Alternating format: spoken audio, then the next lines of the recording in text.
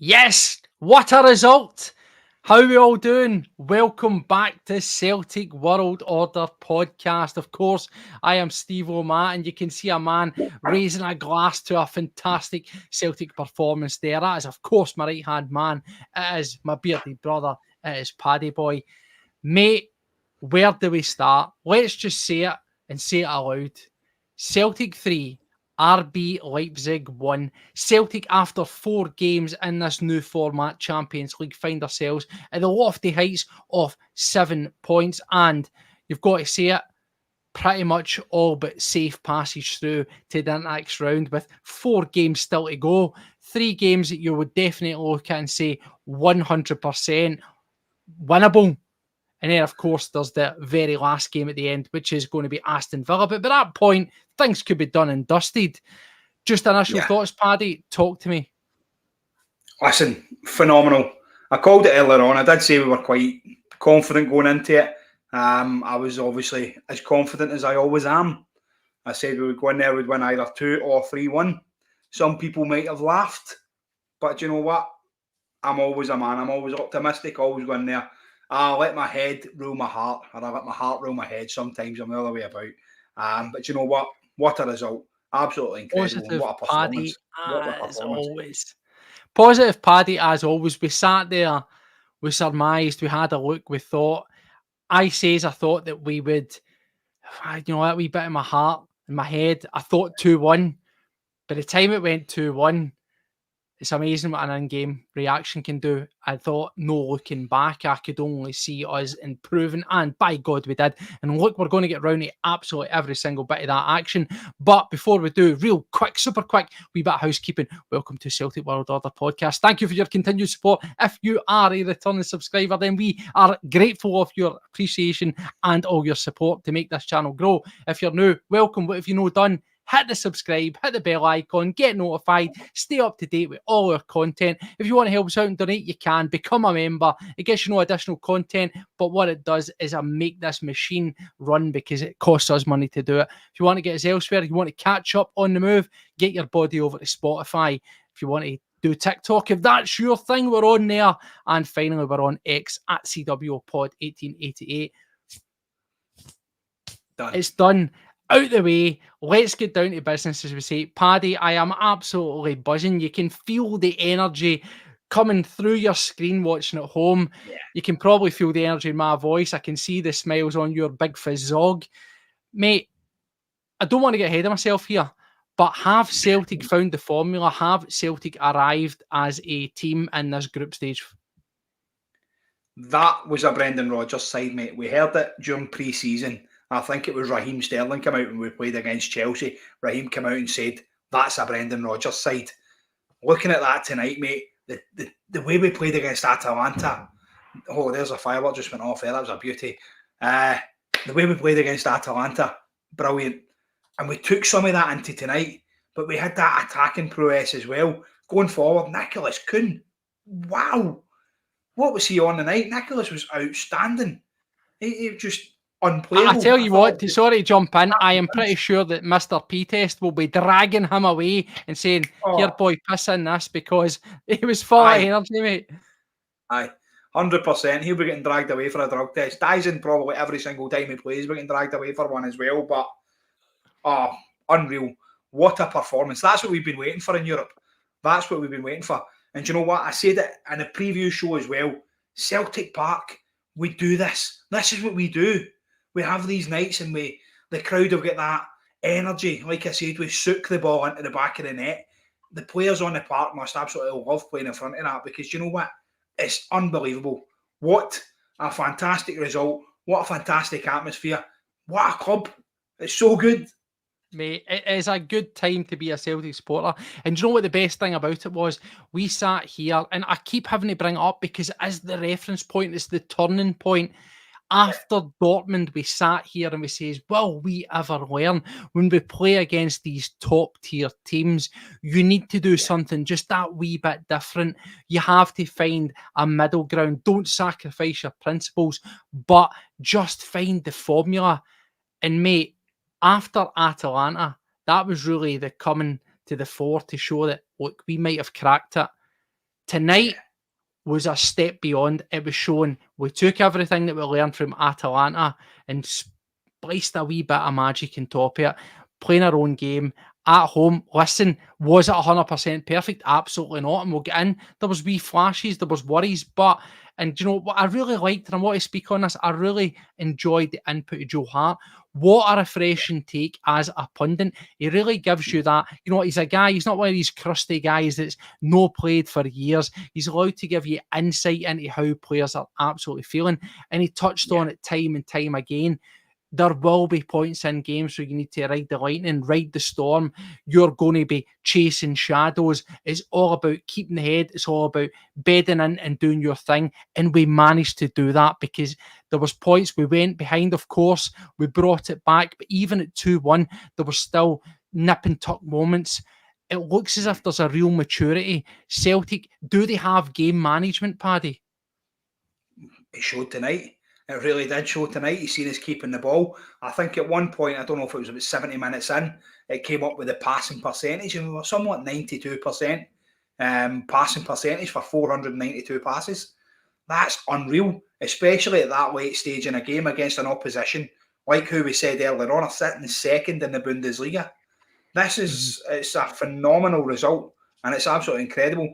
You said it before, Steve, you would have settled for the draw, and I'm sure loads of Celtic fans out there would have settled for a draw going into this game. I don't think there's any shame in saying that. That is such as the task that we've got now.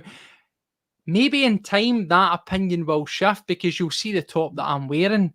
You know, we hark back to a time when we were beating all comers at Celtic Park and we feared no one. We're in year 2 of Brendan Rodgers. We're in year 2 of the development, and hopefully, touch Harrywood, touch everything going, that can only get better. You know, the one criticism we've always has been with Rodgers has been we've always taken a hiding. We took our hiding. Is that going to be our one hiding? But have we learned from it? So, do you know what? I think we have. And that is the thing, mate. You know, we are sitting there and that result cannot be played down. For me personally, not to just go overboard about it, it is quite simply one of our best results in modern European history. Take nothing away from RB Leipzig. People will sit there, and I'm sure there'll be something the blue side, we're beating RB Leipzig's known for everybody and that crap, right? Do not come at me with that team that you played against where in the same level of performance versus what we played tonight. I'm not having it. They're an irrelevance as it is, but I just wanted to bring that in because, you know, there'll always be somewhere out there, somebody trying to shoot down that performance. That was fantastic. That is a team that for me are a bona fide contenders for the Bundesliga this season. And we dealt with everything that they had to offer whilst probably could have added to it, mate. Yeah, no, listen, 100%. You just had to look at the squad. You highlighted a few players as well.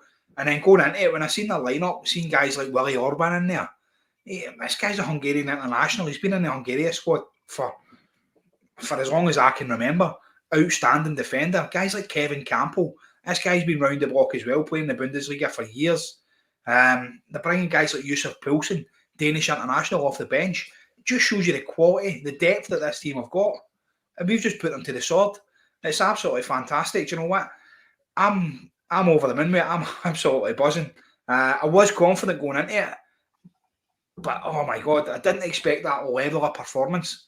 I really didn't. That for me was the pivotal part of it. Was the pressing. You know what I mean? I put it in the chat. You know what I mean? The movement, the tempo. The movement, the tempo. In fact, John Collins be proud, he'd be buzzing. And I want to bring this comment in from... Mate, I want to bring this comment in from Joe because he makes a very good point here. And he says, I think learning from experience is an understatement. We've grown as a team. and some other players that before were perhaps considered to be a bomb scare have found a place and realised just how good this team is. He said trusty in Yang. We'll go on to Yang. Yang came on. It was a cameo. But we always say on this podcast time and time again, any chance you get, they are finite, show something. And he had done. But yep, absolutely, I can't disagree with what he's saying there. Austin Trusty, take a bow. Another man who was embarrassed this night. He was absolutely fantastic.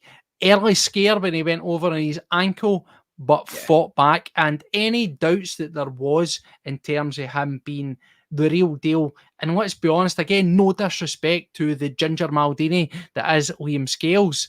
He was brought in to be the first choice left centre back alongside his American cohort in CCV. And that partnership, my friend, can only get better.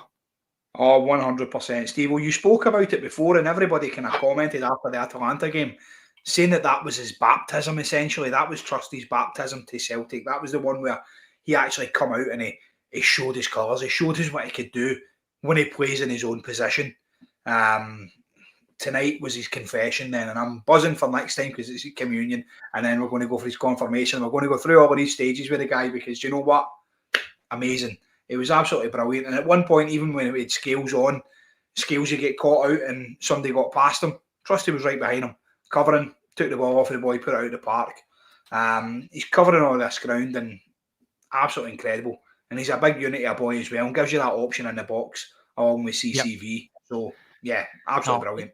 Listen, it's good to see. Keep those opinions rolling. We wanted, it's not just about us two idiots sitting here talking what we thought. Let us know what you thought. Who was your outstanding performers?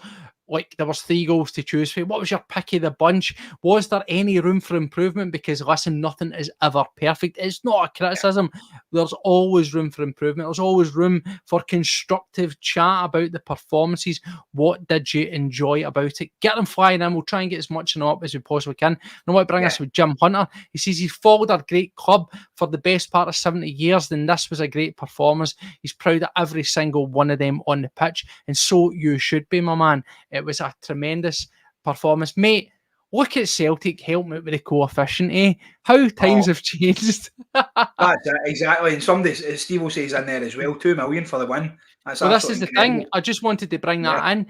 I know we're going off on a tangent. There will be many tangents, such as the way you're getting giddy about a performance like that. But this comes back to when we were sitting in the summer, Paddy. We were talking about how much value is in the Champions League. Forget the fact that you're about 50 million for just getting your body in the door. And then everything else on top. You've got sponsorships, you've got advertising, you get ticket prices, etc., etc. So far, Celtic have managed to get together the best part in nearly sort of £5.5 to £6 million in performance-related bonuses from those wins and that draw. So this was our point. Go and spend the money on these players, drop in the quality at the front end because you can reap the rewards and you can pull that back at the other end. Mate, that's all at this moment in time after 4 games with, again, I say 4 to go. 3 of them very, very winnable. And of course, the 4th one also very winnable considering the way that we've been performing, the way that Aston Villa have been performing. It could be a dead rubber. Oh, of course it could. Could be absolutely easy street. Let's be honest, you're looking at the games coming up at Parkhead, especially young boys. I think for me, that's 3 points in the bag, surely. You don't want to count your chickens. Of course you don't. It's nice to see Joe talking about other players. Obviously, always goes on about Jamesy Forrest. Jamesy obviously didn't get a cameo tonight, but Joe, absolutely spot on. Jim, saying he's watched the team for 70 years. Be interesting to hear Jim's opinion on how this team ranks up there with the teams that he's seen over the years. Obviously, there's been some incredible teams in there. Jim, let us know how these compare to teams that you've witnessed over the years. That'd be a good wee insight into that. But listen, going forward, you've got to be confident with this side. Going forward, incredible. At the back, solid. Middle of the park, creative. I don't know, we're just putting words in there. But the eyes, the fucking everything. Hatate tonight, unreal. Yeah. Real was brilliant. let's bring it back. For those who didn't join us on the little halftime pop-up, such was the excitement of it, we'll take it straight back to the start. Of course, we saw that lineup coming out. Paddy and I sat there this afternoon.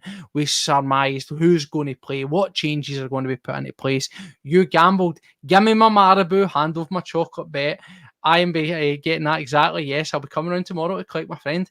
But you went for Ida up front. It was Kyogo that stayed there. Nobody, let's face it, nobody saw Greg Taylor getting launched into the starting lineup, and that'll be mine tomorrow. Can't wait. Missy's will love a wee bit of that with her tea. And as far as the midfield goes, there was the big debate. We sort of swayed off and says we thought Hatate was going to be the guy sacrificed in favour of Bernardo. It didn't work out that way. Do you think when we look at it, hindsight is great, and of course, off the back of 3-1, you'll go, it was the right performance, it was the right choice. Did the manager get it right from start to finish? Look at the result. He did. Of course he did. I was quite shocked to see Greg Taylor in there. I really thought that Alex Valle had done enough to not cement his place per se, but to be given the chance in there. I really did think Bernardo would have started over Rio because that's what Brendan did last year. However, I am happy he started Rio because Rio was outstanding. Yep. Kyogo up front, we'll get down to that. For me, Kyogo didn't do enough. Starting up front would have been the better option. But listen, take nothing away from it. The result was absolutely fantastic. So the team lineup for me was different to what I expected, but you pretty much called it, other than Greg Taylor. Yeah, no, I think it was an absolutely fantastic performance. And looking at it, just to wind it back, as it says, for those that weren't catching up, the first couple of minutes, we sat there and we says, bed yourself in, get your foot in the ball, feel it out, get a sense for the opposition. How wrong. It was 100 mile an hour. We could have scored in the first minute or so, and then instantly a quick turnover, we spoiled a chance. They got up the other end and they nearly get one as well. It was 100 mile an hour for the first 5 minutes. For me, looking at it broadly speaking, I thought that the first 20 minutes, it was not lackluster. There was a good bit of pace around the game. There was plenty of movement for both teams. It was a wee bit slack. There was turnovers of play. But by and large, both teams kind of nullified each other. We cancelled each other out. There was no level of exceptional quality. But as we say, you have no easy games at this level. And it was proven because they were actually, it seemed, at least on face value, that they were the ones that were sussing us out. And they were working out our weaknesses, and they did get a couple of early chances on to probe through, some not coming off for them, but it was just a learning curve for us to say that, look, even at home, even with that crowd behind you, you need your wits about you because that will not be enough at this level. Yeah, we spoke about it, and you had said, obviously, give it time, check out what they're going to do, blah, blah, blah. They done that to us. Like you say, they were the ones that were kind of sitting there going, right, wait a minute, this is how they're going to play, and they tried to nullify it. But you've not got a chance when guys like Nicholas Kuhn, Daiza Maeda, Rio Hatate, Callum McGregor, these guys are on their game. We're untouchable. And it showed tonight. It was absolutely phenomenal. They could have done what they wanted in there. Getting the ball out to Nicholas Kuhn, unbelievable. The overlapping and the defending by Alistair Johnson, incredible. Like Joe had said in the chat there again, he spoke about Greg Taylor saying potentially one of Taylor's best performances in a long time. I agree with you, mate. It was brilliant. Taylor was doing the parts that we're not used to seeing him doing. He was in the middle of the park again. He was covering for that. At one point, you had spoke about Leipzig's formation changing, Stevo. We were doing the exact same thing because at one point there was only Carter Vickers and Trusty sitting back there with pretty much 6 in defence. 2 in defence, 6 in the middle of the park, and then your other 2 up front as well. We just kind of kept rotating that way, and listen, absolutely incredible. Like who has it said in there as well? It tired the Germans out. It really did. Paul comments on that. The quick passing tired the Germans out. The press tired the Germans out. They didn't have a second on the ball. No, it was tiresome from start to finish. But as we say, things start to even themselves out. It looks a wee bit sort of sketchy. What we say is when we done the pre-match earlier on this afternoon, we were speaking about the threat that they have. Two fantastic strikers up front, plenty of energy, plenty of power. They did surprise me a wee bit at how quickly they moved the ball about. Now, when we done the pre-show, I says they're not quite got that explosive power of Dortmund, and typically they don't. I don't know if it was just the fact of the tempo that we were playing at. They were raising their game and matching that, and it just made the whole thing a very hectic affair. But exciting to the supporter, let alone the neutral, watching that. But it did turn out that, as we predicted, that set pieces were potentially going to be our undoing. Of course, that's when the goal goes in. You get Baumgartner at back post. It's a corner. They get back-to-back corners. One comes in. But a strange defensive setup for me. I think we do need to do a wee bit better there. Carter Vickers commits, he gets the knock on, but he puts it in a dangerous area and he bullets it in. Of course, Engels doesn't track the runner. You see him desperately pulling. And Baumgartner as he goes up for the header and the ball's in the net. 1-0 down. It was completely against the run of play there. And I felt for me personally watching it that we were shook again. We were definitely shook for about 5, maybe 10-minute period where we looked a wee bit uncertain. And the proof was in the pudding. Guys like Hatate or even McGregor, who would get the ball, usually in the half-turn, calm, composed turn, foot in the ball, look for it. We were just shelling it. We were just wanting to get it clear and reset ourselves in the midfield, get back into our formation, and not, as we say, take that 1 minute to just process what's around you. You've got more time than you actually believe that you might have and move it on. That, for me, was the only real period where I felt that we were kind of on the back foot. But we rode that storm. We were able to ride the storm for a wee period there. And, of course, we managed to work our way back into the game.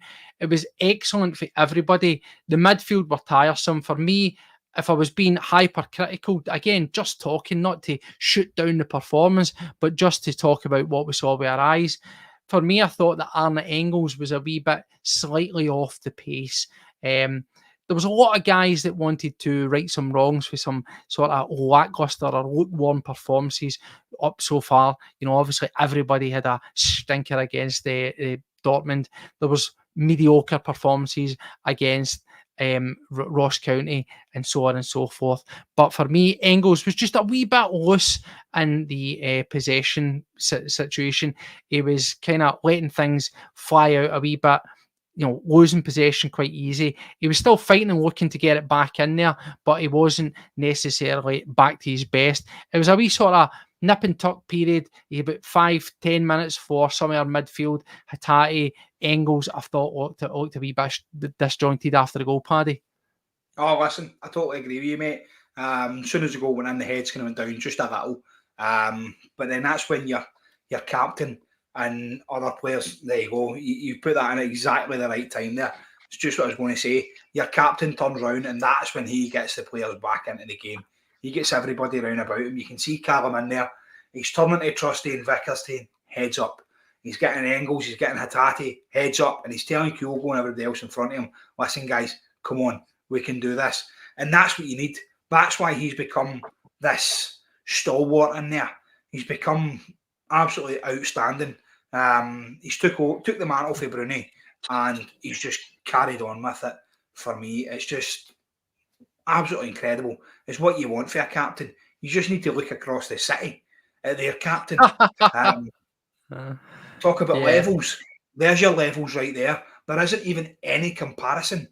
In that, Callum McGregor, for me, is the ideal captain. He's the man that you should be looking for to be his first name on that team sheet every single week if he's fit. Let's be honest. He's a man that's right in there and he's going to dictate to you everything that's happening round about him. And it's absolutely unreal.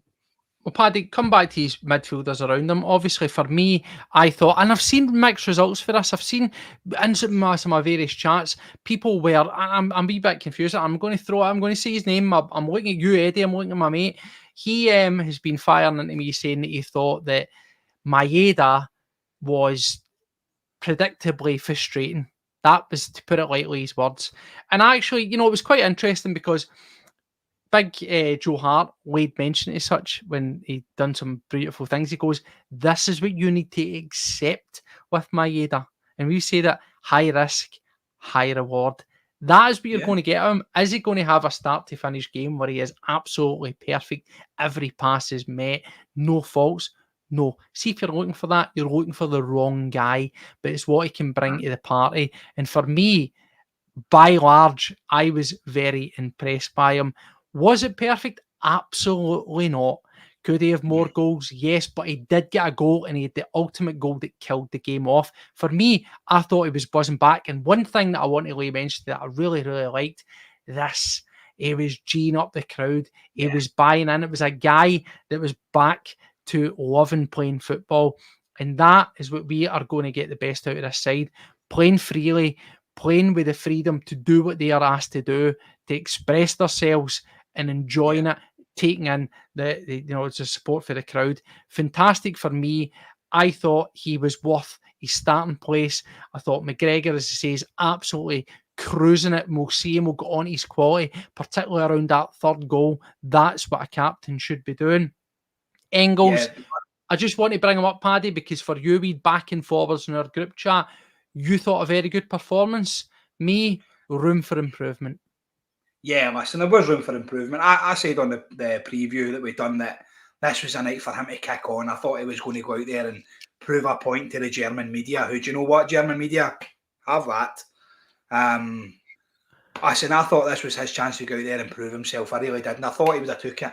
I don't know whether it's the pressure that's on him or whatever else, but it wasn't the perfect performance. It wasn't a performance that I was looking for from him, but he done enough. He got an assist, and he basically went through the movements.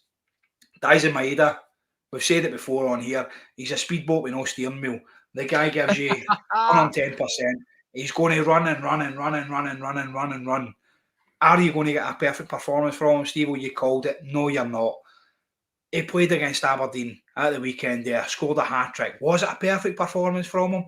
No. He still had some of those misses in there. He still gave the ball away at some points, but he tracks back. He scores goals, and he just goes and goes and goes and goes. The Duracell bunny.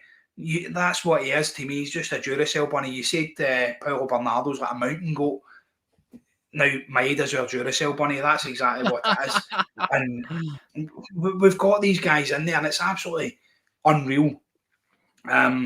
What a squad we've got. And do you know what? It's an absolute joy to watch. It really is. Bring it on. Really, bring it on. Yeah. No, to zip through that first half, Paddy, obviously we're 1-0 down.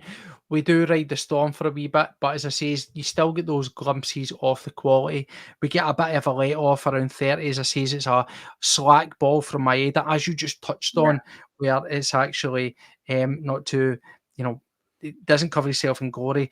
It gets down through, and it blazed over the bar. There's a question, is it a foul on Alistair Johnson? Fortunately, that doesn't matter. It doesn't come into play, but we do get off with one. And again, it's just a wee reminder of you've got to keep your wits about you this level. But then let's get on to it, because this is what everybody's here for. Let's say you've seen the thumbnail, you know all about it. The 2 goals, 35 minutes, Nicholas Kuhn, take a bow, my friend, picks it up, cruises in, and as I said earlier, and we've done the wee pop-up at half-time, it's almost a carbon copy. I would love somebody somewhere with the skills and editing to layer his goals over for that area of the pitch this season so far, because you probably find about 80% of them are almost identical. What a finish. A guy that came through the academy at RB Leipzig, had stints at the likes of Bayern Munich, didn't quite make the cut in his homeland, proving his worth in the Champions League at Celtic Park tonight, mate. Yeah, listen, absolutely phenomenal. And I think Joe Hart commented on it as well. His poker face, he never really shows much emotion. He gets that ball, cuts inside, and like you said, Steve, we know what's coming. And I'm sure Guiassi knew it was coming as well, but there's nothing he can do about that. The 2 keepers in there, they're not saving that. What a hit, what a finish. And do you know what? The guy, he's done it so many times. I'm going to get Miles on it. My son, he's in charge of doing all the video editing for me, because it's like, I'm old, I'm 40, I can't be doing all this stuff, do you know what I mean? So I'm going to get Miles on it. He's going to do all the editing for me, and I'm going to get a compilation of Nicholas Kuhn's goals for that edge of the box and curling them in, and I'll put a nice wee tune on there for you so that you can enjoy it, and I'll stick it on the TikTok channel. But happy hardcore or some bull, won't it A be? happy hardcore. I'll have something bouncy in there to get us all going that we can share about. But yeah, listen, we've seen it so many times for the guy. Cuts inside, but you know what? He still drives for the byline as well. And we spoke about the telepathy between him and Alistair Johnson. It's unreal. What a player to have in your squad. The guy for me this season has been number one. And I'll put it out there right now. He is going to win Celtic's Player of the Season. Oh, come on. Obviously, 100%. at this moment in time. Can't you 100%. say anything? But that goal was a real turning point for us, Paddy, as we says. We had, you know, all the emotions that you get from supporting Celtic. You had the quick start, you had the early scare. You had that sort of, right, okay, it is what it is, we're settling in. You had the sucker punch, the gutting to go 1-0 down. You have the, you know, absolute ecstasy of that goal. But then for there on, I just feel like we get our foot in the ball, we're pushing, we're trying our best. And of course, Nicholas Kuhn, you know, if you could somehow bottle the energy, the enthusiasm, and whatever it was that he gained for the crowd, then, you know, you'd be a millionaire. Quickly before the 40-minute mark, he charges through, and we've seen this again, time and time again. Not only can he score, not only does he get the overlap, the hitting the byline, see when he wants to, he can pick a pass like nobody. That cheeky outside of the left boot, ball through just past the halfway line. It is a fantastic ball through onto Maeda, who just fluffs his lines and blazes over. Mate, that's a guy that is absolutely brimming with confidence. And look, I'm just going to say it right now. People have been yearning for Jota. People have been yearning for Abada. Dare I say, who are they? Yeah, unreal, mate. And listen, you spoke about it before, and if you go back to the chat that we had with Didier Agat on here, and Didier spoke about playing under Martin O'Neill, and we were talking to him, and we said, what was it like playing under Martin O'Neill? Was he a man manager? And Didier basically turned around and he said, no, Martin told us to enjoy our football. He knew what we could do. He knew how talented we all were. He knew that we knew our jobs, and he let us go out and do that. And I think when you've got guys like Nicholas Kuhn and Callum McGregor and Daiza Maeda in there, that's what you do. You let them enjoy themselves, especially guys like Nicholas Kuhn, because he knows his job. He knows exactly what he's doing. If he can't cut inside, he busts to the byline and he pings the ball in for one of the strikers, and it works. Yeah. If he's got the chance to cut inside, he's going to cut inside and bend the ball into the top corner, and it's absolutely unreal. It's working, and yeah, the players look happy. They look like a squad, and for me, it's just phenomenal. Yeah. Going forward, mate, I'm absolutely buzzing. Oh, and that's the thing. You know, we sat here, and such is the way whenever, and maybe that's just something that we've been conditioned into, unfortunately, lately as Celtic supporters. Of course, you're ever the optimist. I'm the realist. I'm maybe the boring guy when it comes to predicting results. That's such as the way it is. But perhaps we as a Celtic fan base have been slightly conditioned to be a wee bit more, there's a bit more trepidation where we don't want to fully commit because for one reason or other, you don't want to get hurt. You don't want to take a red neck and put yourself out there, so you maybe pin it back a wee bit. Maybe that's just recent performances in Europe. Hopefully, I'm touching wood, I'm crossing everything, that this could be a real return to form and that we could be getting something similar to the Martin O'Neill years where we can really get excited about the Champions League, about European football. Of course, it does help, as I say time and time again, with this new format where folk, I want to know who you are. Why can't you like this new format that we are doing? Because 8 games against a multitude of teams of different levels gives you the best opportunity to go out there, play your football and get confidence in the tournament, get points on the board, get through and progress. And we are going to be reaping the benefits for this system. Long may it continue, and long may we continue to put in the effort and put in the money at the front end so we can beat that top table. But we show, as the game goes on, we're sitting there at 1 each, but we continue to go. We get a chance around about the 43, 44 minutes, but then, mate, the goal comes, and that is the most important one. What a time to score. It is cliche, sound the alarm, but, mate, it was well worth it, and it was due coming. We piled on that pressure. We just kept on going to the well, asking questions time and time again for the last sort of 5 minutes of that half, and we get our rewards, and you could see it on their faces as they walked off at half time. That was the sucker punch. That was normally what happens to us. Those faces walking off the park, shell-shocked, wondering what had just happened to them. That is typically us, how the tables had turned. Listen, mate, the second goal for me was better than the first. The first might have been an absolute worldie if we couldn't. It's kind of individual goal, but do you know what? That second goal, the pressing, unreal. The keeper gets the ball, Kyogo's bombing it towards him. The keeper puts it out to the left, Dyson's bombing it towards him. He panics, plays it back in towards one of the other defenders, Rio's charging at him. They didn't know what had hit them. They didn't know where to turn. We win the ball back, a couple of quick passes, bang, straight into the box. Who's standing there waiting on it? Nicholas Kuhn. Absolutely unreal.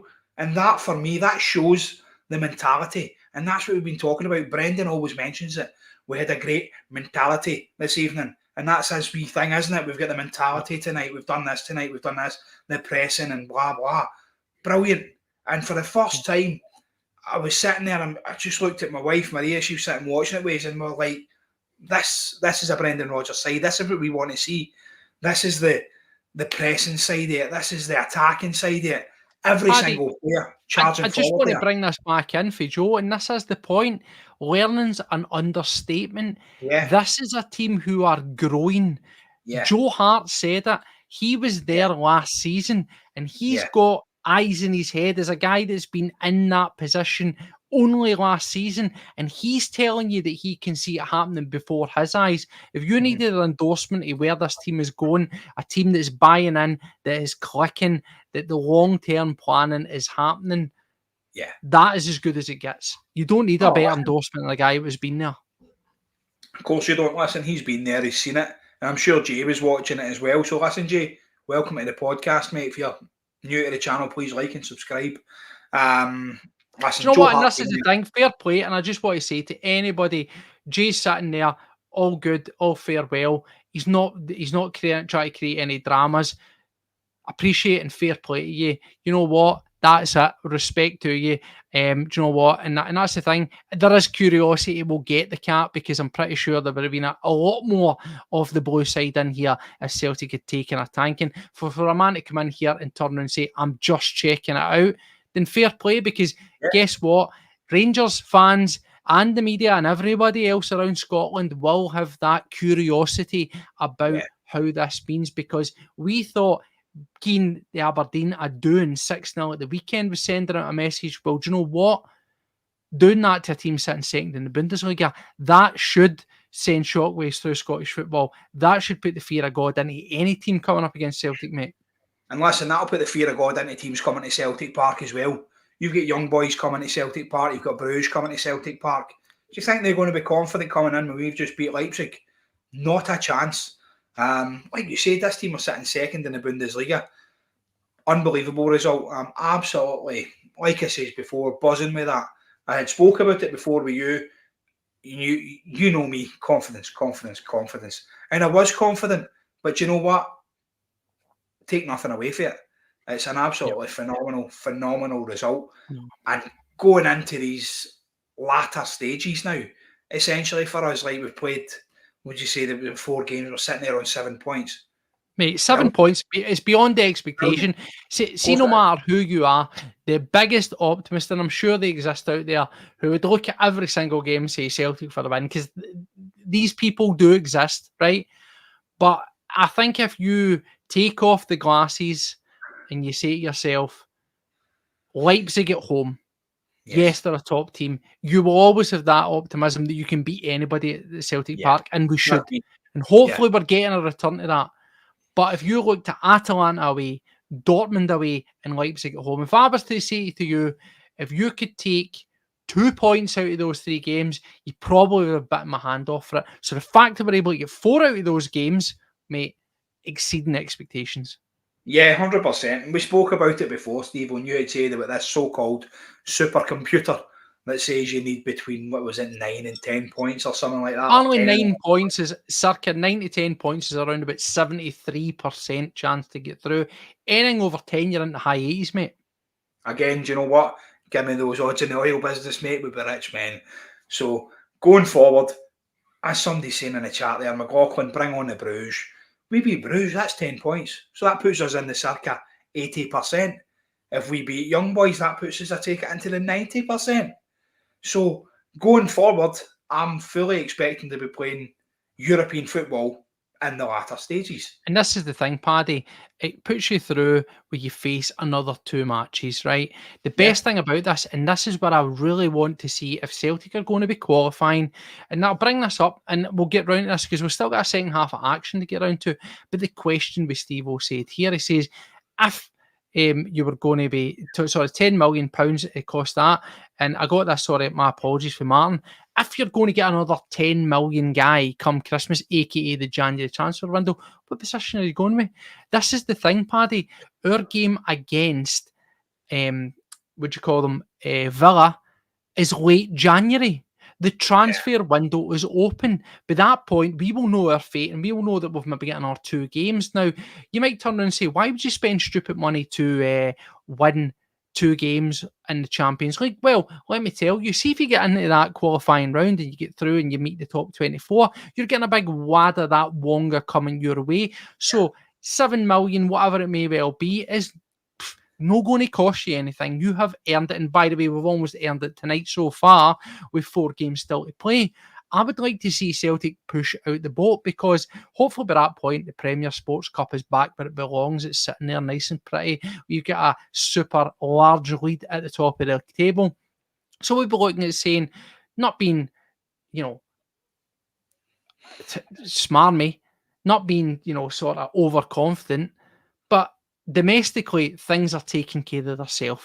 Yeah. How far can we go? Now, I'm not going to sit here and get ahead of myself. Don't take this the wrong way. I'm not saying semi-finals and all that stuff, right?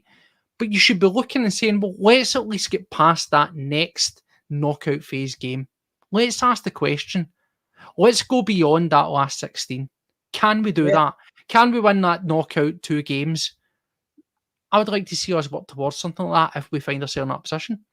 100%, mate. As for the bringing someone in, we spoke about it kind of roughly before, and we kind of hinted at the guy Bogus, incredible talent, a set piece taker, someone who's going to get you goals from a set piece. We've not really had that. Engels has got a brilliant delivery, but we've not seen that direct free kick from really anyone in the squad that gives us the kind of the old Lubo Moravchuk, a Sean Maloney, a bit of magic when you get a set piece outside the box. You go, yeah, this is a goal. Nakamura, the best. Let's be honest, you get a goal, a free kick 30 yards out, you're guaranteed a goal. Basically, we've not really had this kind of guy in there to give us that. So somebody like Bogus, I think, would cover that. We are short, and obviously the right back position. Tony Ralston is a great guy to come in there, but for me, it isn't like for like with Alistair Johnson, so like maybe a new right back to come in. Possibly the signing of Alex Valle, because it looks like he's looking to go back to Barcelona. We'll wait and see how that kind of pans out, but that's a position that we need to fill because obviously Greg Taylor is out of contract as well. That one for me, Paddy, is interesting because, as I say, he's a guy that we've seen the positivity coming up his way and it filtering in Spanish media. For me, there's got to be a question asked there nice and early in January. Do you want to come? Are you interested? Can we try and get that happening? Something in place, even if it's just a contract agreement for the summer. Try and make it happen, simply because if that is not going to happen, make a move, try and forward plan, try and be progressive, try and get in the front foot. Yeah. But for me, that one is interesting because when you look at where Barcelona are as a side, they've got a littering of young, exciting talent. So it wouldn't be out of the realms of expectation and possibility that he could, at some stage, work himself into there. That's another question, and that's another topic for our time. But Paddy, there's more action to get to. Second half, we come out, there is no change. I was sitting there at half time, as I thought personally, I was going to say I would have liked to have seen Bernardo come on early, of course. Second half, we get Scales on for CCV, we get Kuhn off. We get Yang on. We get Bernardo on for Engels. There's a couple of changes in there, of course, but no changes from the early stages. The second half, by large, takes care of itself. We get a wee early scare. They get a bit of purchasing at the back post, but your man that you've been praising, Big Trusty, he's there. He snuffs it out, takes care of business nice and sharp. But then very quickly, you could see that at 2-1 down, RB didn't think that they were out of that game by any stretch of the imagination, and they were getting those early chances. Of course, there was the one Sheshko chance. It's a wee reminder that you've got to have your wits about you, and there's a save made. But other than that, you comfortable with how we kicked off the second half? Yeah, listen, kicked it off. Like you said, Casper's got that safety make there. Absolutely brilliant as well. Covers himself in glory. I think it's possibly just going out of the park, but yeah, he saves it well. I thought we started positively. We come out, like I said before, when we done the wee halftime team talk as well, the wee preview thing there. Two totally different team talks. I think Leipzig managers in there turn them a new arsehole. Brendan's sitting going, listen, guys, we've done well. We're ahead. Do exactly what you're doing. Tighten up at the back. Be more confident in set pieces. That's kind of how that would have went. Me and you were still doing the preview, Stevo, when the Leipzig squad were out.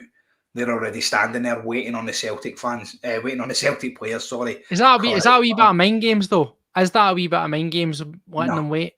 Is it gamesmanship? Well, yeah, in a way, I think. But Leipzig, for me, I think the manager had just basically told them one and said, right, get out there and show me what you've got. And for me, they didn't have it. They really didn't.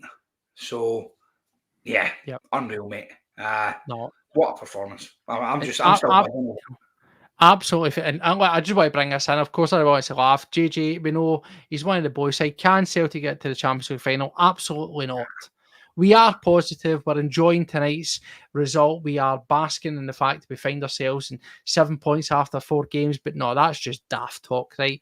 We've got green glasses on, mate, but we're not deluded. Come at me. You know, I've got green glasses on, but I have eyes in my head and I've got a brain inside under this hairdo. But no, you know, jokes aside, I think that minimum looking at this, it is one game at a time, as we said in there, but looking at it, we're in a strong position. And looking at games that we've got, Bruges, Young Boys of Bern, Dynamo Zagreb, for me, all completely winnable. There is no reason why we can't be looking at them thinking wins, or at least worst case scenario. Worst case, of course, it would be worst case, 3 points, right? I would be livid if we get 3 points out of those games, but with this supercomputer, chances are going to make that top 24. For me, what am I looking for? Well, of course, tangible progress. To make that next round would be big tick, but we need to win that knockout tie. That is the monkey that's been on our back for a long time.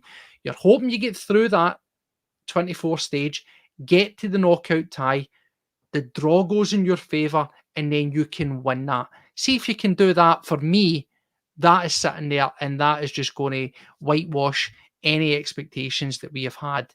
That is further down the line, as we say, we'll cross that bridge should we get to it. But that, for me, Paddy, is real tangible progress. Oh, 100%, mate. And listen, if we can get through to that latter stages, then unreal. Absolutely phenomenal. Joe touched on it as well there. He says Zagreb are the scare. Zagreb are the dodgy one out of that, Joe. They're the away game. Zagreb have been performing well, by the way. They absolutely, sorry to jump in, they hammered Bratislava tonight. Like, Bratislava, you saw what we done them, but just goes to show they were a team that we maybe looked at, and I certainly looked at and went, away game winnable. They could be a surprise package. Yeah, of course they can. Listen, if we do what we can do against Bruges and Young Boys, then going into Zagreb, I think Zagreb, am I right in saying Zagreb's the second last game? Is that right?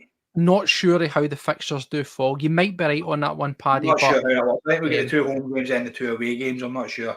But if that is the case, then do you know what? We go away there, and by that time, we're probably already qualified and we're probably already through. But like we spoke about before, nobody is going to be confident coming to Celtic Park when we're doing that to teams like Leipzig. Well, for those that are interested, as it stands at the moment, Celtic are in 13th position. Obviously, there's games to play tomorrow. 7 points, 0 goal difference. We are perfectly neutral. Zagreb are in 14th, 7 points and -2. So a team that we thought were maybe not going to be doing much, they're right up our backside. What are we? Are we +1 for goal difference? We are 0. We are complete 0. Complete 0. Somebody said earlier on that we were -1. I thought we'd went +1 after the seasons, but No, we yeah, are complete 0. Zagreb are -2. But as we say, we're sitting in 13th, 7 points with plenty of games still to play. Yeah, listen, we'll take it. Going into Bruges and going into Young Boys, I'm more than happy that we can boost that goal difference, especially with the attacking players that we've got in our squad. So, yeah, absolutely incredible. I'm buzzing going forward for here. No. Well, Paddy, after the subs come on, let's talk around how the game pans out, of course. At that point, we're 2-1. We look good value for money. I didn't really think that we got too much of a scare, to be honest, from you. I think that game management, that is a term that will get thrown about quite a lot here. We managed to ride the storm. I thought Cal McGregor particularly was great at steadying the ship. Being that calm and influence in the midfield, just says we saw how the losing the goal had sort of influenced our play, where we were just shelling balls and trying to get rid of it rather than taking the time, realising the time that we had. But as the game progressed, as time went on, we were calmed down. Cal McGregor was very much doing the captain's piece there to chaperone those around him and make sure that everything was going perfectly well. Very, very positive. There was a lot of guys who, as I say, continued to go from strength to strength in the game. I did think that Hatate improved as the game went on. And yet, do you know what? See as his confidence grew, you were going to get more wild attempted passes. But again, I'm here for it. See if the one that's cut out is him going for a 25-yard worldie pass through and it gets cut out in their half of the box. I am all right with that. I'm not all right with the slack pass side to side in the middle of the park. That's the way it goes, isn't it? We seen Rio tonight. We really did. We seen the man that I've been raving about, the man that I love, the man that I idolise in that squad, and we did. We seen that part of him where he's got that eye for the ball. He's got that eye for a passing. Do you know what? He gave everything. Come the end of the match, you seen him lying there on the pitch, burst. He had given absolutely everything. I thought from start to finish, he was incredible. During our halftime show that we did, Stevo, what did I predict? I said that we'd get Bernardo and that we'd get Alex Valle. We'd get them on round about the 60 to 65 minute mark. And that's exactly what happened. We got them both on. Do you know what? Both of them done incredible. Bernardo played really well in there as well, holding the ball up, tackling, breaking up the play. I thought he was brilliant in there. Alex Valle going forward showed a hell of a lot of confidence. He showed a lot of grit. He showed a lot of determination. And for me, that's exactly what we've been looking for. Taking off players. We've seen it before. We've had players coming on and not being up to the speed of the game. These guys come on and they were right up to the speed of the game. They come on and they gave us 110%, and it was a joy to watch, mate. It was absolutely brilliant. Yeah. No, and that's the thing. We talked about having the depth of quality. When we made the substitutions, it really did make the difference. 100%. I just want to touch on Kyogo just before, because we've not really mentioned too much of him. Yeah. Obviously, he goes off. He makes way for Adamida. What was your genuine thoughts around about Kyogo's performance there? He made the runs that I've been Because speaking he was about. he was a guy that we were debating. That's why I want to know. What was your thoughts on the guy that won me my chocolate bar? What did you think of him? Yeah, the man that won your chocolate, for me, mate, you don't even deserve the chocolate. He didn't play to the standards that I've come to expect of Kyogo. He had a few wee chances in there, but he fluffed his lines. Chances that I think are on for him. Ida puts in the back of the net. Ida's been scoring. He's been given a bit for the squad.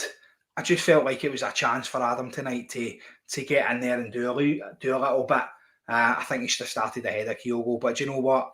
Yeah. Listen, Kyogo started. He tired him out. He done his runs. He was here, there and everywhere. But for me, didn't really do enough in the game. So, yeah. No, That's that is kind the of thing. You know, what Alan says here, he did work his socks off. He worked hard. It was a tiresome performance. It it was was. very much one of those performances where he get very little thanks. The only criticism I'll say, and it came back to what I said earlier on, thankfully we didn't need it. There's some sniffs of goal that he did get, it just wasn't working out for me. That was the thing that I looked at it and says, you know, looking forward to it, we are very fortunate where we find ourselves in this position where we are scoring from all over the pitch and we've got loads of guys contributing, because if we were dependent on our strikers and solely on our strikers, tonight wasn't going to happen. It's as simple as that, right? But very, very positive. And again, here's another talking of positives, and I'm bringing them in. The Rangers fan makes a great point. Celtic's youth team 1-3-2, also in the junior version of the Champions League. So it's all round a real good feeling around Celtic today and the Champions League. Good performance so far. I want to touch on Engels, which he always comes off. He looked as if he found himself a wee bit back and grew into the game in the second half. Around about, I think it was maybe about 60 odd minutes, he had that shot that was saved. That was quickly after, of course, one also for Hatate, but at that point we're knocking on the door. Back-to-back saves, knocking on the door. Kuhn supplies him through. Hatate gets a shot. It's saved. Literally moments later, Engels makes a chance and it is saved as well. Engels, for you, again, young lad, no detriment to him. I thought he had a decent enough performance. I think definite room for improvement there. Were you surprised that he lasted as long as he did? I know you were singing his praises. Yeah, I think Brendan was just going to give him a wee chance in there, giving him a wee shot at it, hoping that he would come good. Like I said, he's a marquee signing. He's the boy that you want to do a little bit.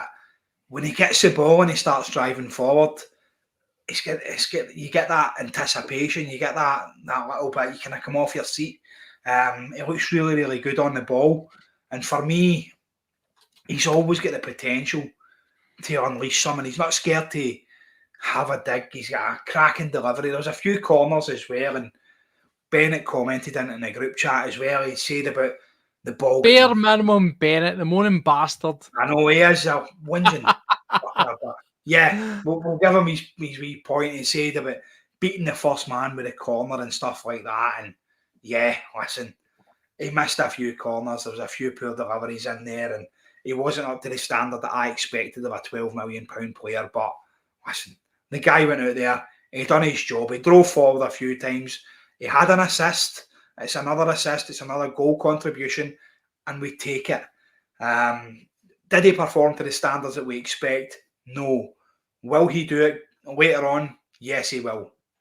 So, and mate, look at this. This is the point. Yeah. Quality, as we says, look at when we were sitting last season and we're going, when you bring off insert player's name here and you bring on insert player's name here, it's just not the same. It's not like for like. It was seamless.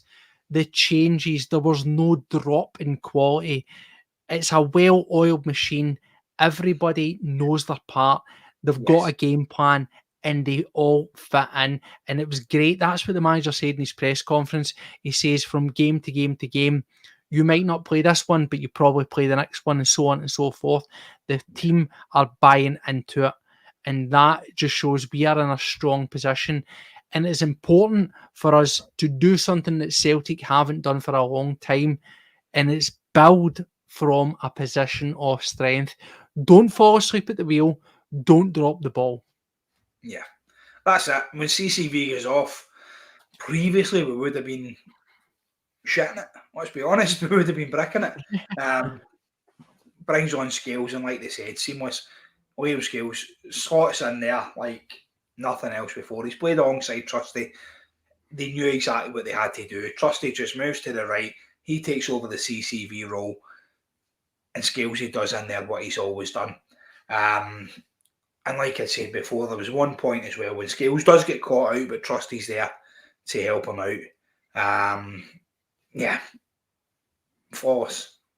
Yeah, no, and this is the thing, Paddy. We've been absolutely cruising, and as we say, we continue on. The performance was seamless. after we got that second goal, after we were on the front foot, we never really looked back.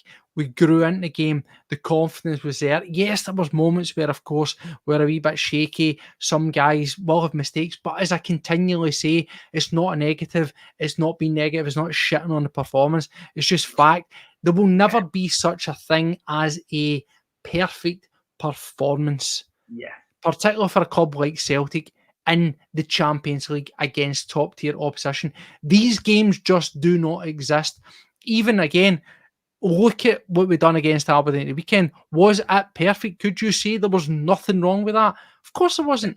That perfect games just simply do not exist. Get that out of your head. But in terms of laying down a marker, in terms of arriving and showing that you have actually learned, processed the information from negative results and taking it forward, and that the team are grown and that we're on the right trajectory, tonight was just the epitome of that. And mate, we get ourselves there. The game for me, see around about 70 minutes, it was end to end. It was on a knife edge. There was a wee period where my heart was in my mouth, even though I felt like we were not going to lose the game. There was that worry that they could have, snuck a wee equaliser. But as time went on, expectation shifts, you feel more settled. And then, of course, Paddy, we get the goal that kills it off. 3-1. Yeah, listen, that's it. And going forward, you're looking at it as well. When we made the substitutions, brought on Yang, Maria looked at me and says, are we starting to rest players now? Are we resting players against a team like Leipzig? And I kind of laughed about it. But yeah, it seemed to be that way that we're taking off Nicholas Kuhn and putting on Yang to give him a little bit of a rest. So, yeah, it just shows you the levels that we've went up.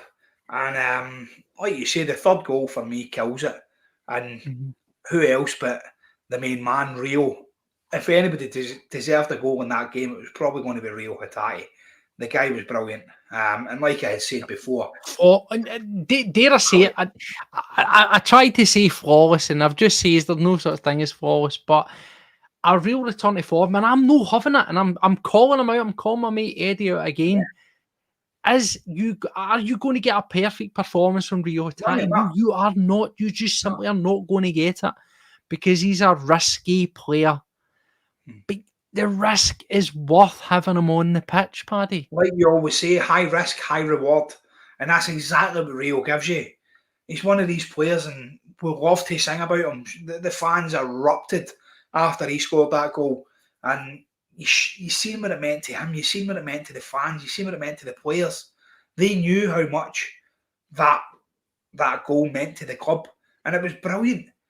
It was just unbelievable. And for me, that just sealed it. It was the icing on the cherry on the top of the cake. The icing on the cherry on the top. I like that. You've just it was absolutely incredible. So listen, I want to bring in Paddy because there is mention of it. The name keeps popping up. Yang. What was your thoughts on Yang?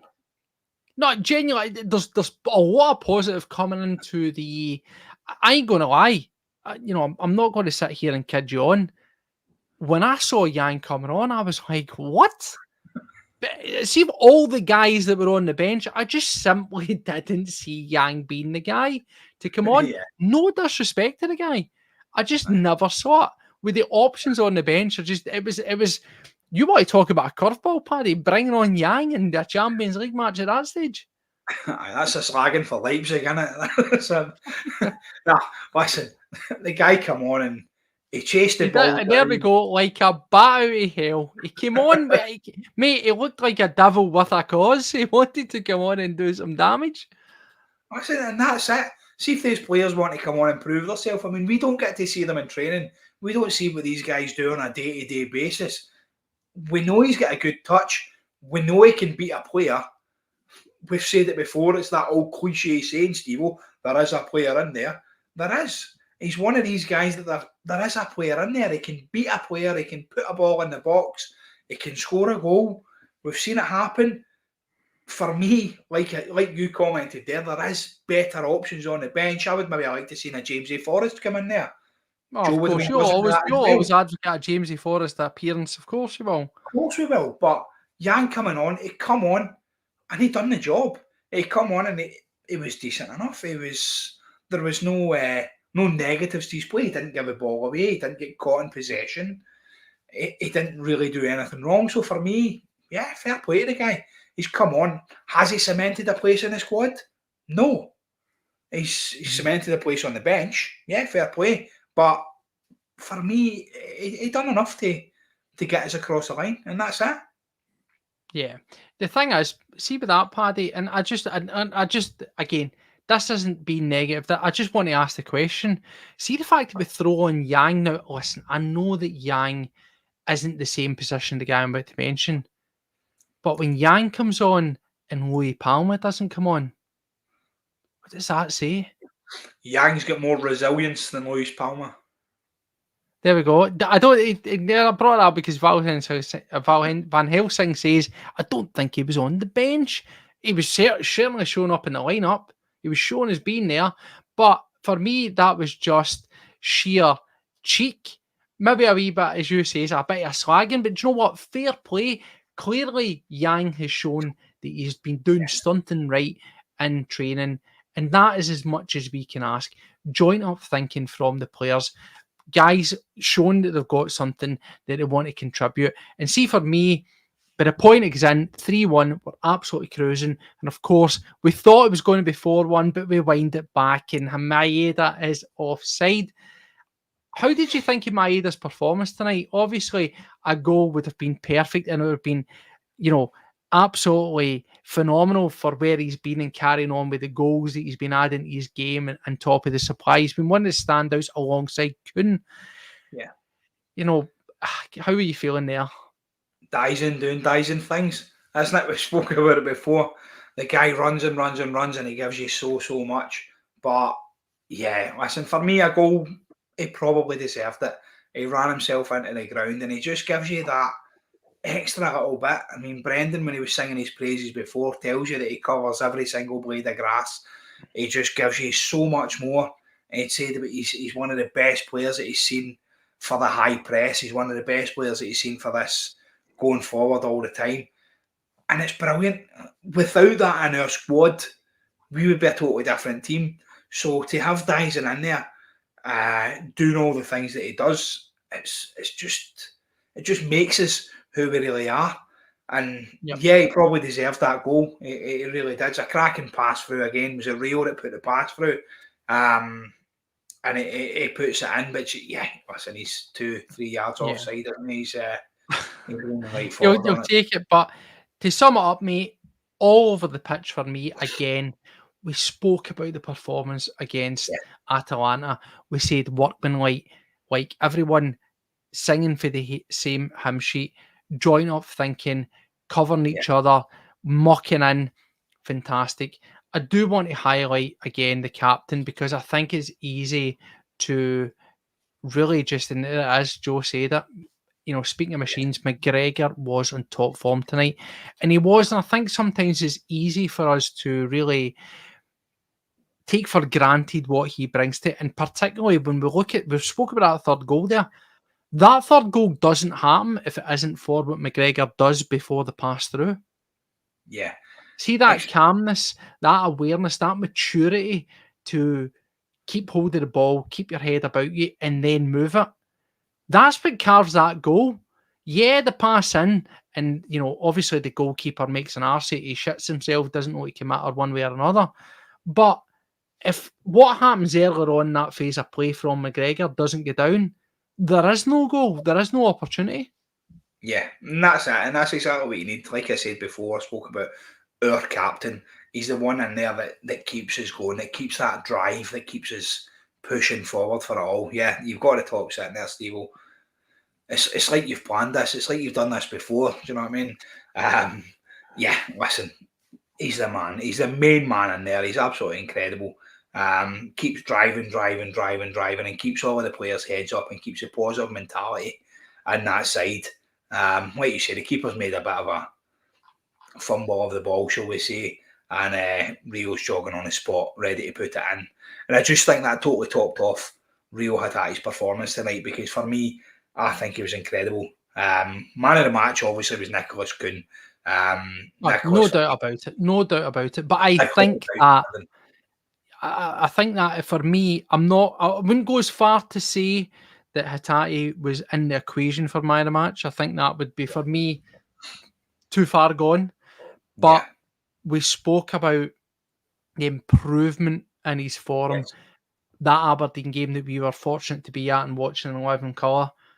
Tonight, again, he looks like a guy who's really found the passion. He's found the desire again to play for the Celtic shirt. And see us as fans sitting here, that is all you can ask for. And that excites me, because we saw last season Hatate was out for long periods injured. And see, when he came back, I don't care what you think of Hatate. You could see the difference when he came back with the fire in his belly, the bit between his teeth, and the difference he made. This could be back-to-back performances. Are they perfect? No. However, are they showing the signs? Are they showing the determination? Are they showing the resilience? Absolutely, Paddy. And that's the Hatate I want on my side. Yeah, you spoke about that. How many times last season did I go back to that performance when he first come back against Livy? Remember it? Everybody remembers it. We remember it well. That performance against Livy, the speedier play. We kind of joked earlier on about the whole John Collins thing, the passing, the tempo, and we kind of joked about it. But do you know what? When Rio come back into that squad against Livy last season, that's when we upped a gear. That was when we seen the ball going forward faster. We seen the one touch. We seen the dangerous pass. We seen this different animal. And yeah, against Aberdeen, we seen it. Tonight, we seen it. Send that man a Marabou. I will send you a Marabou, mate. Listen, that is coming to you, Snitch. For reals, and jokes aside, what are these idiots talking about? See if you want Swedish chocolate, right? Seriously, Snitch. Messages on our X, Paddy will send you a Marabou. Yeah. He'll do it. He'll do it. I've won one, and I ain't going to lie. I've heard him speak about it for ages, being offshore, to go off on a tangent. He always talk about a Swedish chocolate Marabou, and I'm like, what the fuck you talking about? I had tasted it this afternoon, and it is delicious. You do want Marabou in your life, by the way, so genuinely, if you want one, Stitch, messages on the X, and he'll send you one. Anyway, Paddy, back to the football. I can't even remember what I was talking about. Probably Rio Hatate, because I'm his biggest advocate. But yeah, listen, that game against Livy, I spoke about it before. That was a game where, for me, he kicked on. That was a game for me. He absolutely went for it. And do you know what? People in the chat previously had said Rio has 1 in 4 performances. And I'm always a man out there that's trying to defend him. That's back to back, like you said. That's 2 performances for me that he's not been man of the match, but he's been brilliant. He's been one of the standouts in the squad. And tonight, you've seen it. Straight after that final whistle blew, he hit the deck. And you've seen that it took every single bit out of him. And that's what I want for my players, especially in the middle of the park. I don't think if the whistle would have blown, if Arnie Engels would have lasted the 90 minutes, I don't think Arnie Engels would have hit the deck breathing out his arse. I really don't, because I don't think he gave enough to show that. I think Rio did. And just to interject here before anyone jumps on it, that's not negativity, that's observation. No, it's not. We thought, to me perfectly, I thought everybody to a man contributed tonight. Everybody put something into that match that got us over the line. A fantastic result, a benchmark result, and something to grow on. But again, look, we're a Celtic podcast. It would be easy and it would be cheap for us to sit here and just go, everything's amazing. Our bench is amazing. Every player that we have is the best thing since sliced bread. You've just sometimes got to talk about what you see. And yeah, there is guys who could be pulling their weight a wee bit more. That's no disrespect to Arnie Engels. If you watch this channel, we've sat here and said that we expect him to grow. Perhaps the weight of that transfer fee that isn't his fault, he didn't ask for it, is maybe heavy on him. But again, I come back to Matt O'Reilly. Remember when we signed him? Yeah, he was cheap. But was he perfect? No. Second season, you saw the fruits of him. And I think that'll happen again. Second season, he was perfect, wasn't he? What a fucking Yep. season that was. What an incredible season that he had. And do you know what? See if we've got anybody in the middle of the park that can have a season similar to what he did, we'll take it. Yeah, listen, unbelievable performance, unbelievable result. Going forward, keep the heads up, bring the rest on to Celtic Park, and let's, like you say, Steve, let's get to the knockouts. Because even the people in the knockout stages aren't going to want to come to Celtic Park because it is a different animal that you meet there. Yeah. No, and that's the thing. Look, to just wrap up, it's a fantastic night. Let me just repeat it. Celtic 3, RB Leipzig 1.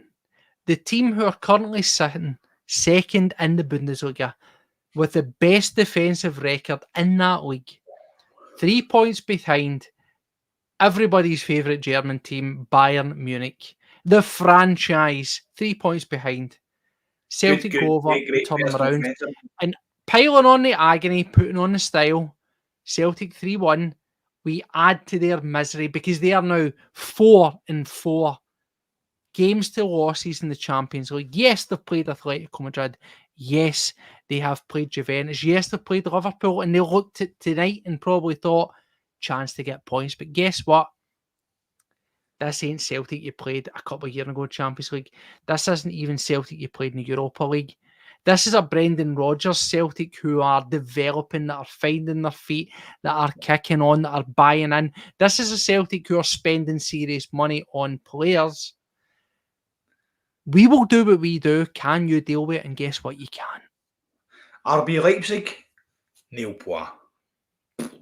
And listen, and that's the thing. Not get ahead of ourselves. We should be buoyant. You should be excited. You should be sitting here full of the fucking excitement. Because look at the games that we've got. For me, the tough challenges, we've rode that storm. Yeah, and now I wouldn't go as far to say and be flippant and say it's plain sailing, because there's no such thing as an easy game in the Champions League. Yeah. But Club Brugge, young boys of Bern at Celtic Park. Yeah.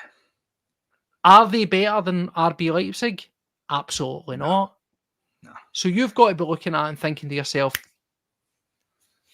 anywhere between 4 to 6 points. And I say 4 to 6 points because you're always equating for the fly in the ointment, the surprise result. So, yeah, I expect and would hope for 6 points, but 4 from that, give me it. Yeah, 100%. Listen, we spoke about it right at the very start when we previewed the Champions League draw with Peter Grant. Remember, we sat here with Peter and the draw was just on, and we said to him, Peter, what do you think? And he was the exact same. Peter come out and he went, going away to Dortmund is going to be hard, going away to Atalanta is going to be hard, and going away to Aston Villa is going to be hard. Sitting at home, he says, Leipzig, well, that's a tough one. You're probably going to be looking at your Bratislava, your Bern, and your young boys, your Bruges and your young boys in there to get your 9 points.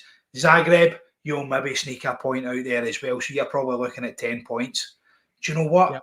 We've got 7 so far. Peter, get in touch with us, mate. I think you were wrong, and I'm going to call you out on it. We're going to get a signed Peter Grant top in here, and we're going to get it given away to somebody for him not predicting anything. Listen, it's perfect. We find ourselves, and I just want to bring it back home, bring it back down, Cam. It's a great position to be in. We're giddy. Yes. This is what it's all about, being a football fan. This is what it's about, being a Celtic fan. Yeah, do you know what? You'll be down when things don't go your way. But see if you can't get excited. And do you know what, folk? I don't give a shit. Folk might clip some of your content tonight and go, look at these idiots, right? Whatever. That for me was exactly what we've been looking for. I keep using the phrase, something tangible, something that shows we have learned, something that shows we are developing, that we're on the right trajectory. Now, not to disrespect Ange Postecoglou, and I know there's many in here who would love to. This is what we were hoping for in season 2 at Ange. Yeah. But The difference is we had one manager who was absolute in his principles and would not divert. Then we have Brendan Rodgers, who after Dortmund we thought could not learn. Yeah. But he has quite clearly done it, mate.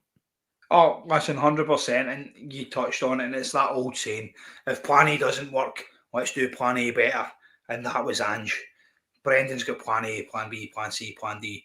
The guy knows the game. He knows it inside out. And we've seen it so many times. We've seen this change in formation. And it confused me a little bit at the beginning of the season. And I kind of called it out. And to be fair, I made a little bit of an arse of myself, to be fair. About Greg Taylor drifting in. And Greg Taylor's always out of position. What's he doing? God, you see it now, don't you? Greg Taylor's drifting in. He's helping out in the midfield. He was helping out in the right wing at one point. He's here, he's there, he's everywhere. We'll start a wee tune about Greg Taylor after this. Do you know what? Brilliant. And it got me. And it was a change of formation during games. And Brendan's not a manager that's scared of taking off a player in a different position and bringing on somebody else as well. He does that. And he'll change the formation halfway through a game if it's not working. So, for me, Brendan Rodgers is a level up from Ange Postecoglou. And that might not have been popular at the beginning of the season.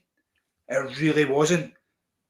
When he was standing there saying, I'll see you back here in May, blah, blah, his nonchalant character and his kind of arrogance, shall we call it. Do you know what? We were all back there in May. We were all cheering the guy. He's got this bit about him. He's got this arrogance.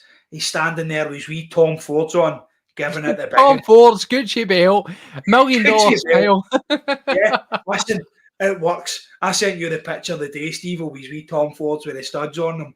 Absolutely brilliant. We'll get that picture put up on the Twitter for everybody. You can share it about a pair of Tom Fords with the studs on them, just for Brendan. Listen, what a manager. The guy's come in and he's pushed us on. He said after the Dortmund game that we wouldn't learn. We would go out there and we would do what we do, basically. He said we would play our own way. And going into the Atalanta game, we were sitting going, please learn for it. I don't want a gubbin in here. And that's how the Celtic fan base kind of went into that game hoping for just anything less than a 3-1 defeat. I think was the kind of the mainstay of that game. But we came out with nothing each straw. And that for me was the pivotal point in this Champions League process. No, and then going into tonight, it's another step forward again. So like you said, we're learning on the job. We're pushing forward. And this is the thing, and again, just to touch on before we finish up, Joe Hart mentioned as such. And again, I keep highlighting it, and you'll say, Steve, why do you keep bringing it up? This is the beauty of this new format Champions League. Yeah. See if you had any reservations, any doubts about it, embrace it. Because it allows teams like us to grow in the tournament, to grow into it, to develop, to win, to learn, and push on. Because let's face it, in years gone by, it was just, fuck, I hope I avoid them, and them. Yeah. And you'd have a horror bag and you were home and away. And even your home games, you were looking and going, oh, I hope we can just get something. But now, with the way it works, it's completely random. Yeah. No, and again, I keep saying it, there is no bad teams in it, but just to be flippant, you can get the shite teams at home. Do you know what I mean? It can happen. It can happen. So you can have a better chance of, getting through. And this is the thing. We've got to embrace it. And we are definitely at this moment in time riding the crest of a wave. And hopefully with the games that we've got coming up, this is where we will see that this format really works and plays into teams with our hands, gives us a fighting chance, and it kills off the monopoly of the big teams. Because let's be totally honest, I touched on it, mate. Last year, RB Leipzig, last 16, right? Yeah. Previous year, done well in Europe again. But this is the fact of the matter. We are looking at it. I'm just going to bring up the table right now just for reference to show you exactly what I'm talking about. If you look at this team, and I told you underneath the cut, wait, so far, of course, there's a game still to play tomorrow, but underneath the cut, you will find Bayern Munich, Atletico Madrid, RB Leipzig, Red Bull Salzburg, to name a few, underneath the cut. This is the benefits of this system, mate. Oh, 100%, man. I mean, looking at it previously, like you said, we've been drawn in some absolutely horror groups. Remember that, what was it, the one ITV put up? Was it with Barca? I can't mind who else was in it, but it was the year that we finished second in that group to Barcelona when we beat Barca at home and drew away, I think, as well. And yeah, listen, we have some horror draws in there, but I like the new format. I think it gives teams like us with a good home record, but not so good away record, a chance in there. And I think we've capitalised on that. I do think we're a better squad now, and I think going away from home that we're going to put in more performances. I would be quite confident going ahead. Coming up against obviously Zagreb, I'd be quite happy to take something from that. And like you said before as well, the Villa game again, sorry to jump in, Paddy, because I just want to push back, and I know we keep going, but like, you know what? See, as long as people want to talk, we'll be here. Zagreb for me was the one that I looked at and went totally winnable. Yeah. Is your thoughts on that game shifted any with how they've performed? Listen, they've performed how they have, but you know what? Look at us. Look at how we're performing. If we do what we can just do, to throw it as an away match, just to throw that in the mix. Yeah. No, I get that, but performing as we do, as we have been, I would be quite happy going there and getting a result. I think that would be one for the Celtic fans to make a few quid on. Paddy Power's in there. Paddy, what odds are you going to give us against Zagreb? Give us a little shout. I hope. How good would it be if it was the actual Paddy off the Power? I mean, it clearly isn't. It's just a Paddy like you using Paddy Power. But yeah, absolutely. If you're the actual Paddy Power and you want to sponsor, bring it on. Gamble responsibly. Of course, that's it. But listen, going into the games coming forward, Steve, we've spoke about it before. Potentially 9 points out of 3 of the games. You take 6 of the points, and that kind of guarantees your slot. I'm buzzing going forward. An incredible result tonight. An absolutely incredible result. Yeah, all positives for me tonight. Every player wasn't incredible. There was a few incredible players in there.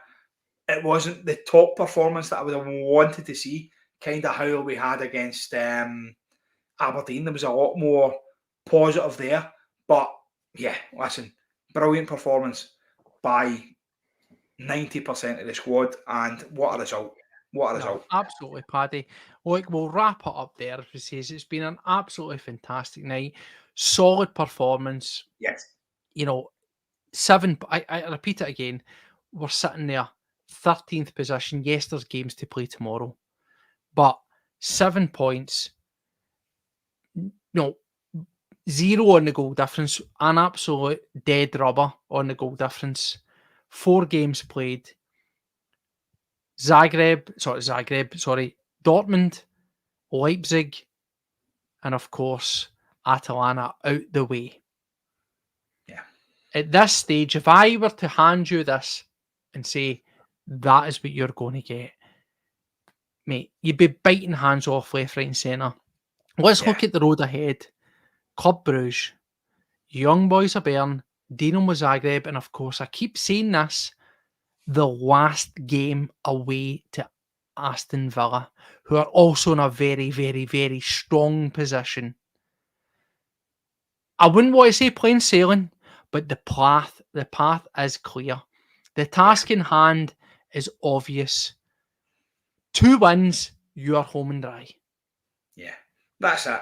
According to the supercomputer, we're pretty much already there. I'm absolutely buzzing, mate. Bring it on. Bring on those nights at Paradise against Young Boys and against Bruges. It's going to be absolutely outstanding. Against Bruges, we'll see, is it young Lagerbielke? I think he plays for them, doesn't he? Be nice to see him coming back, having a wee game against us. But, yeah. Well, would he play against us, though? That's the question. Of course he will. He went there for a replacement for their captain, didn't he? Who I believe went to the Rangers, who is garbage. No, this is 20. You're talking about 20. You're mixed up. Sorry. 20. We're not playing 20. Too many halves for you.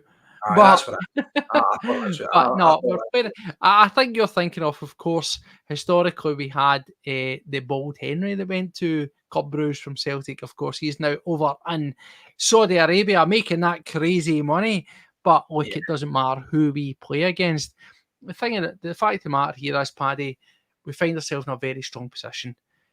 Anybody would have snapped your hand off for it. It looks as if it's a team who are developing from game to game. We're learning, as you say, on the job, and it's a stiff learning curve in Europe. But I don't want to go as far as to say we've cracked it, but have we found a formula that we can build on? we're looking good, and nobody can deny that. Like, the comments are coming in thick and fast there as well, and they're saying, listen, this team was second in the Bundesliga.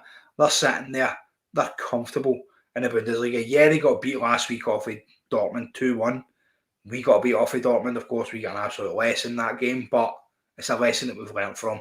And going forward, yeah, I'm more than confident that we can push forward, even from this result. Teams, like you said, we spoke about them before, coming to Parkhead. Nobody's going to want to come to Parkhead in the Champions League. Even the big boys aren't going to want to come there because it's a different animal, and the fans bring that thunder, like you say. They bring that enthusiasm. Paddy, I hate the phrase. It gets thrown about. Parkhead Fortress. Can we build on this? See if we are to dispatch young boys in Club Brugge and have, 4 from 4 in the Champions League. Is that a return to Parkhead Fortress? Can we really take something for that?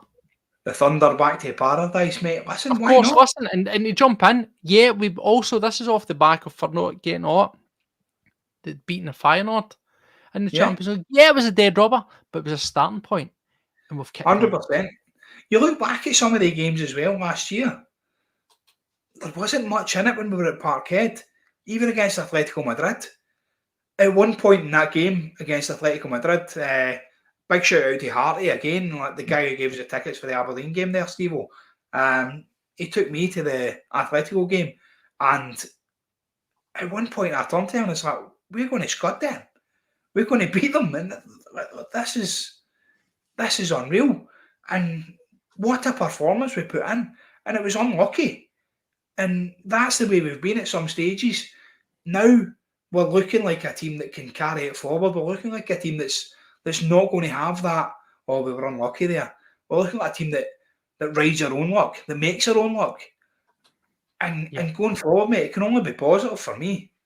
No, that's it. You've got to carve out your own luck. Fine margins. It was a phrase that I detested it last season. And I said fine margins was spending money on quality players. Fine margins was having like for like on the bench. It wasn't if that pass had made, if we didn't do that. Fine margins was something that you could completely control. And Celtic, fair play to them, maybe got late to doing it, but went out and addressed it. And we find ourselves reducing those fine margins because we've got like for like, we've got strength, we've got depth, we have quality. And again, it just feeds that desire as a fan to continually push on. As I says, January, there's still a game to play whilst we are in it, potentially 2 games after it. Fine margins, kill them off. Give yourself the best chance. Everything will benefit. You get those guys in, domestic should take care of itself. But as we're seeing tonight, as we saw in Atalanta over in Bergamo, it gives you a fighting chance to make a mark and really do something where it matters. And more to the point, claw that money back. Celtic are sitting with the best bit of £6.5 million from their efforts so far in the Champions League. You know what, mate? That's pretty much us nearly paid for one off Arne Engels / Adam Ida. And guess what? There's plenty of games, and I'm expecting another 3 points. So I'm expecting to chuck an extra, 6.5, 7 million on the pile as well. And that's everybody paid for. Yeah. That is what we're talking about. That's what we've been crying out for ages. That level of thinking, that forward planning. We're hopefully seeing it, Paddy. Hopefully we can kick on, make a difference. Yeah, like you say, a couple of good performances away from paying for Engels and Ida. That's incredible. I think the win tonight is going to increase the expectation. It's going to make us look forward to these games, like we've said before, against Young Boys, against Bruges, against Zagreb, even against Villa. It's going to make us look at the game and go, well, why can't we do it? We beat Leipzig at Celtic Park comfortably, may I add. Yeah, what a comfortable win that was. And Maria turned around to me after the game as well, and she says that to me. She says, that looked quite easy. I says, it did. It looked quite easy. At some points, yeah, we were under the cosh. We had them coming at us and whatever else, but yeah, it was a comfortable win against a team sitting second in the Bundesliga that we keep saying. This isn't, we say that before, you don't get any mugs in the Champions League. Of course you don't. And I'm not saying that Young Boys are going to be mugs. I'm not saying that Bruges are going to be mugs, or Zagreb are going to be mugs, or Villa for that reason. But coming up against us, we're no mugs. Previously, teams would have looked at us as the mugs. All right, it's only Celtic, it's all right. We'll go and do this. Celtic now, teams are going to be looking at us and they're going to recognise us. They're going to go, wait a minute, they've actually done something this year. And you know what, Paddy? It's early days. As I say, we have games still to play against Bruges and Young Boys of Bern. And I would like to think that we have enough in the tank to beat them and go 4 games at home, 4 wins. That for me would be perfect. Forget the quality of the opposition, the perceived quality of the opposition, because let's not kid ourselves on. Bar RB Leipzig, everybody else, you would expect to beat them, right? But it's the point, it's the occasion, it's the tournament. You can only beat what's put in front of you. And see, if you're in the Champions League, you're there for a reason, you're there for merit. So give it the respect it deserves. As Brown Warrior's saying, he makes a good point, let's not get ahead of ourselves. Martin O'Neill, that Fortress Park head, that was built from a fantastic side. The side, the man over my shoulder, that top there for Sutton, the top that I'm wearing here with Moravchik, that is the memories that was carved out as us as Celtic fans in recent times in the Champions League. However, at this stage, we're in phase 2 of Brendan Rodgers' tenure here at Celtic. Things are improving. Enjoy it whilst we can. Be positive. That is as much as we can ask for, and that is the thing. It's not getting ahead of yourself. We looked good tonight and kicking on, and hopefully we can do that. And that's the thing, mate. Looking at this, can we get ourselves through this into the next phase? Absolutely. We're in a strong position. We have good players and we're playing good football. I'm positive. Everybody should be buzzing. As I say, let's bring it back down to, base level. Carry Bay? Absolutely not. But is it improvement? Is this what we've been crying out for? Yes. So let's celebrate it. Yeah. 100%, mate. And do you know what? You can see the similarities in there in the squads, like I had said before, between Brendan's squad and Martin's squad.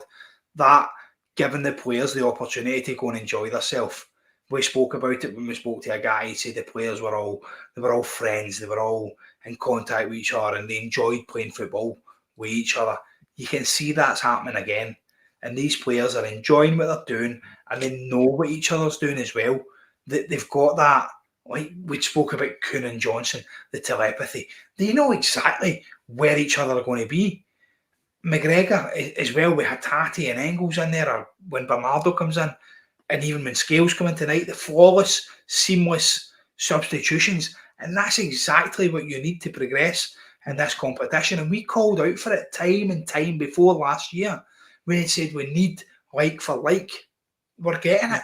We're getting that like for like now. And you know what? What a time to be alive.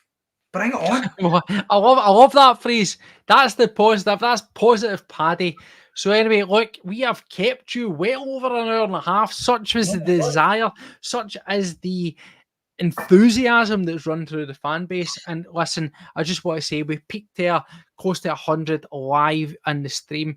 thank you to every single one of you for taking the time to stay to the death. We're nearly 11:45 and support the channel, get involved, tell us your thoughts, and just basically bask in the glory that is that fantastic result, putting us in a absolutely stellar position getting into this.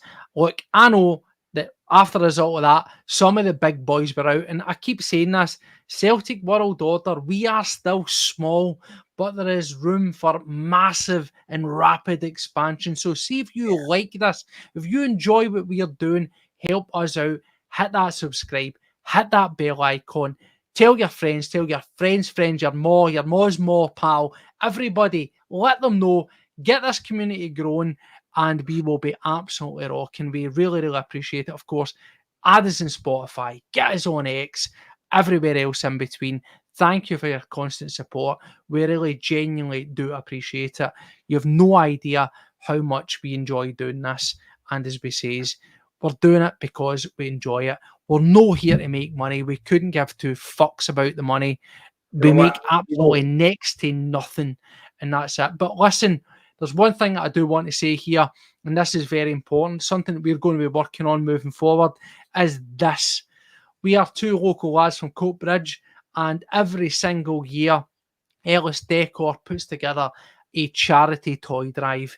They take donations of brand new toys to give to underprivileged kids in our area of Coatbridge and Airdrie, and no kid at Christmas should go without having a present for Santa. So we have been taking donations. We've done the bonus ball. We auctioned off the Moravchik top. We went and we bought some toys. We're going to be get out and we're going to be buying some more tomorrow as well. And we'll be contributing them. We'll be giving them away to the toy drive. But if you want to help us out, drop us a message. We will come. We will collect. It doesn't matter. We're going to try and push this one hard.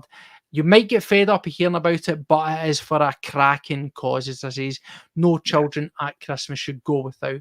So if you can help contribute to that, our community is growing. If you want to get involved in that community spirit, then thank you very much. Get involved and we will greatly appreciate it. Look, Paddy, thanks to every single one of you for joining us tonight. It has been absolutely fantastic. Mate, I've thoroughly enjoyed it. Paddy, I can see you're buzzing. Send it home, my man.